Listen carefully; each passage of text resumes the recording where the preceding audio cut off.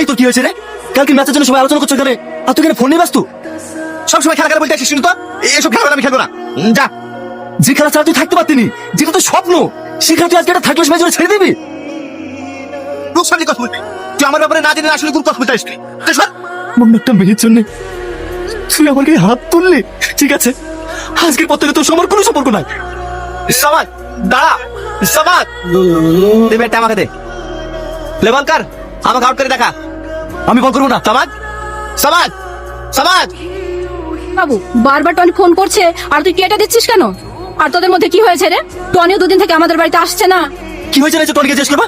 আমাকে জিজ্ঞেস করছো সবসময় টনি দেখ, আর খাবোই না। কি রে বাবু, ভাত ছেড়ে উঠে চলে গেলি যে? খেয়ে যা বাবু, খেয়ে যা। ভালো লেগে বলতে যাবো আর বিনা অন্যায় মারবে? বারবার ফোন করে কি মনে করছি আমি ওকে ক্ষমা করে দেবো? কখনো ক্ষমা করবো? সমাজ, সমাজ এই কি হয়েছে রে? ভাই, আমাদের টনি গলায় দড়ি দিয়েছে।